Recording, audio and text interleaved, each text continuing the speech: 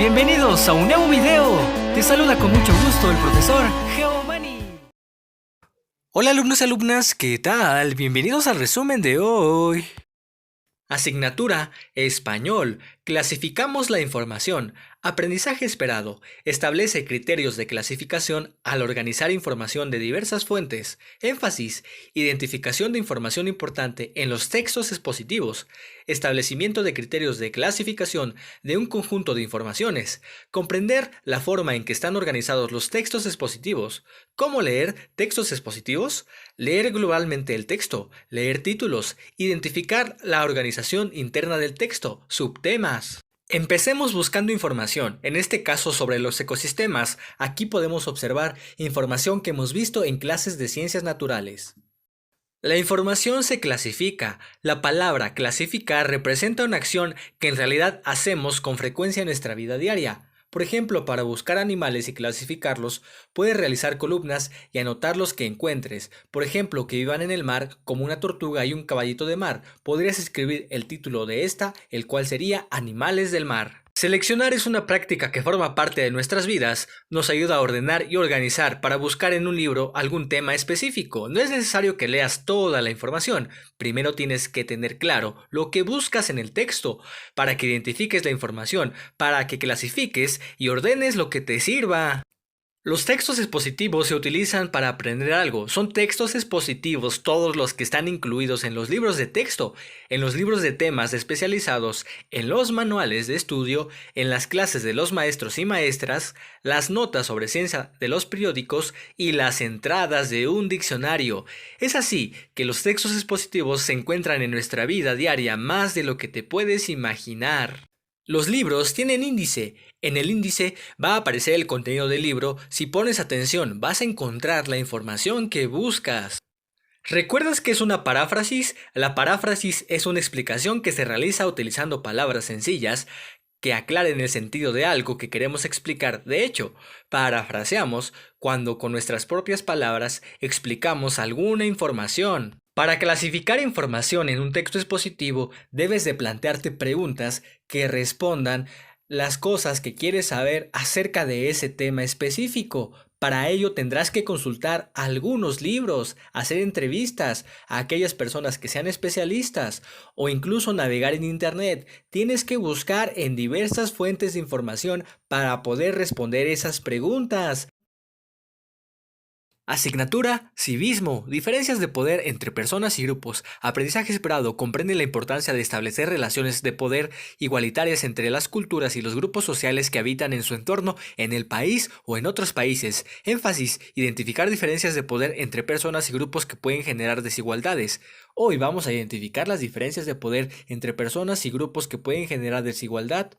En la clase anterior vimos cómo en nuestra vida cotidiana podemos vivir situaciones de discriminación que pueden afectar nuestros derechos humanos y algunas veces sin darnos cuenta. También comentamos que hay varias razones por las que algunas personas discriminan a otras, por su aspecto físico, por su estado de salud, por alguna discapacidad o por su sexo o edad, por su lengua y cultura o por sus costumbres y creencias, pero estas condiciones no deberían ser causa de discriminación para ninguna persona. En nuestra vida cotidiana existen diferencias de poder entre personas y grupos que pueden generar desigualdad. Vamos a reconocer que el poder se ejerce de muchas formas. Por ejemplo, el Estado y las instituciones tienen el poder de ayudar a todas las personas que gobiernan y no deben abusar de él.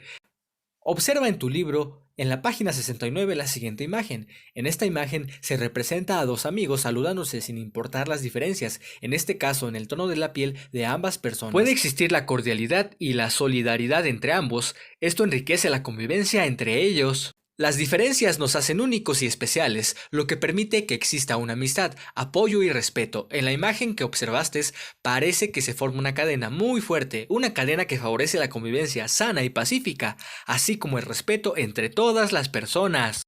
En esta otra imagen se presenta un acto de violencia entre autoridad y un ciudadano. Refleja que no hay una convivencia pacífica ni respeto. Sus rostros y expresiones dicen mucho. La posición que tienen las personas es señal de la lucha y resistencia. Desafortunadamente, en la humanidad hay muchos conflictos. Este es el caso de la gente que está luchando contra un actor de poder que quiere ejercer la autoridad sobre ellas y atenta contra su dignidad. En la convivencia diaria, todas las personas debemos de participar en un marco de igualdad y respeto, a pesar de nuestras diferencias físicas o el papel que desempeñamos dentro de la sociedad. Existen personas que por ocupar un puesto o cargo tienen la autoridad para hacer cuidar el orden público y el respeto a las leyes. Un ejemplo de esas personas son los policías o las personas que nos atienden en el centro de salud. Los maestros también ayudan a cuidar el orden en las clases y mamá en casa. Puede haber autoridades que han abusado del poder, que cometan injusticias con las personas que se manifiestan, y para eso como sociedad debemos estar atentos para no permitirlo. El abuso del poder no puede darse solo con personas o autoridades públicas, sino que también se puede dar al interior de los hogares. Por ejemplo, cuando un niño o niña es maltratada por su papá o por su mamá. Dentro del hogar, nuestro papá y mamá tienen poder al ser una autoridad para nosotros. Hay que aprender a distinguir cuando es realmente un maltrato o un abuso. Todos hemos ejercido o han ejercido poder sobre nosotros. Un ejemplo puede ser ejercer el poder cuando un hermano mayor le pide al hermano más pequeño que le traiga la comida a la cama. Se está aprovechando de él porque es pequeño, y justo es lo que hemos aprendido, que no se debe de abusar del poder o de nuestra posición. Asignatura Geografía. Causas de la migración. Aprendizaje esperado. Compara causas y consecuencias de la migración en los continentes. Hoy continuaremos aprendiendo acerca de la población en el mundo. Ya conoces cómo se encuentra la población distribuida en las ciudades y cuáles son las más pobladas de los continentes. Poblaciones crecen por dos causas principalmente. La primera es por el número de nacimientos que suceden en el lugar. La segunda por la llegada de población migrante a un lugar. ¿A qué se refiere población migrante? En la primera lección de este bloque estudiaste cómo se distribuye la población en los países. Un factor que influye es la migración, es decir, el desplazamiento que realizan las personas cuando se van a vivir a otro lugar, ya sea por un tiempo o permanentemente. Al desplazamiento temporal o permanente de las personas, ya sea de un país a otro, de una ciudad a otra, de un pueblo a otro, se le llama migración. La población abandona su lugar de origen por razones económicas, familiares, sociales o políticas. La migración sucede cuando las personas se van a vivir a otro lugar. En las noticias hablan de migración e inmigración, pero ¿sabes a qué se refieren estas palabras? La migración es cuando las personas cambian de lugar para vivir. Revisa la página 71 de tu Atlas de Geografía y realiza un gráfico con las palabras clave que identifiques. La migración implica dos movimientos, el de salida y el de llegada. Cuando una persona sale de un lugar donde vive para ir a vivir a otro, se llama emigrante. Cuando llega al lugar donde va a vivir, se le llama inmigrante. Se llama migración interna o nacional cuando implica el cambio de residencia dentro del mismo país, y la migración externa o internacional cuando el desplazamiento se hace hacia otro país.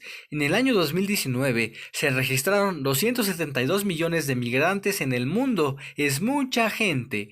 A los continentes que llega el mayor número de migrantes en orden de cantidad de personas son Asia, América y Europa. El reto de hoy. Por último, te quiero preguntar, ¿conoces o has vivido alguna experiencia migratoria? Ahora puedes identificar cuáles fueron las causas por las que migraron ustedes o sus familiares.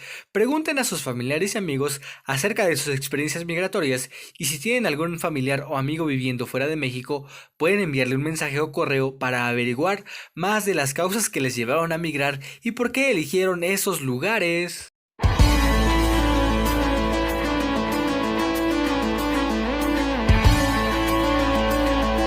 Bienvenidos a un nuevo video. Te saluda con mucho gusto el profesor Geomani. Hola alumnos y alumnas, ¿qué tal? Y hoy tenemos el resumen de Aprende en Casa de quinto grado del día martes 26 de enero del 2021. Asignatura Matemáticas. Los vitrales. Aprendizaje esperado. Resuelve problemas que implican el uso de las características y propiedades de triángulos y cuadriláteros. Énfasis: reproducir figuras formadas por cuadrados usando una retícula en diferentes posiciones como sistema de referencia. ¿Sabes qué es un vitral? Los vitrales son composiciones con vidrios de colores que se colocan en las ventanas para que cuando entre la luz en la habitación, ésta se ilumine con distintas tonalidades.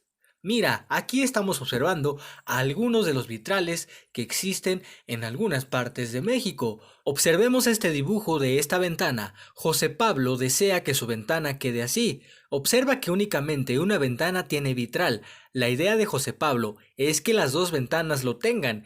Quiere que lo ayudemos a diseñar el vitral de la ventana de arriba, pero hay que fijarnos bien, las ventanas son del mismo tamaño, ambas son rectángulos, solo que una tiene sus lados más largos en posición vertical y la otra los tiene en posición horizontal.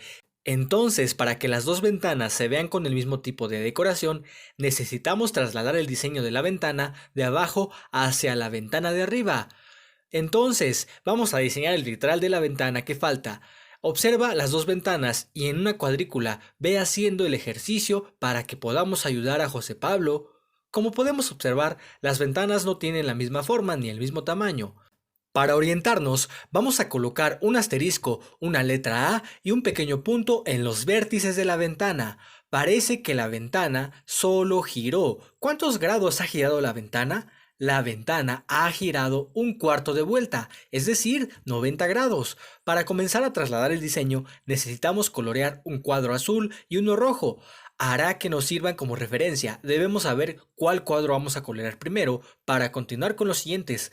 Los cuadros rojos inician cerca de la letra A, pero el de la esquina no está coloreado. Para que sea más fácil, vamos a dejar en blanco el de la esquina cercana a la A y colorear el rojo, el que está arriba. Este será nuestro cuadro de referencia. Para colorear los cuadros de azul, también toma uno de referencia. Puede ser el cuadro de la esquina que está junto al asterisco. Ya tenemos nuestros cuadros rojo y azul de referencia. Debemos observar que como la ventana ha girado, cuando en la ventana de arriba los cuadros avanzan hacia la derecha, observa que la otra debe de avanzar hacia abajo. Cuando en la ventana de arriba los cuadros coloreados avanzan hacia la derecha, en la segunda ventana lo hacen hacia abajo y en la ventana de arriba los cuadrados coloreados avanzan hacia abajo. En la otra ventana lo hacen hacia la izquierda. Así es como puedes ir trasladando el diseño de una ventana a otra. Con esta información que tenemos, podemos terminar de trasladar el diseño del vitral. Cuando terminemos de colorear los cuadros, deben de quedar las dos ventanas con el mismo diseño para que se aprecie de esta manera.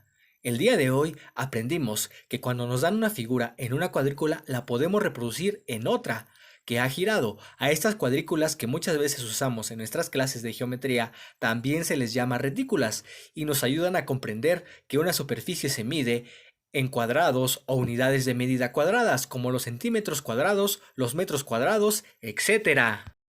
Espero este video haya sido de tu agrado. Gracias por tu atención. No olvides darle me gusta y dejar tu suscripción. Cuídate mucho, estudia mucho, querido y querida alumna. ¡Hasta la próxima!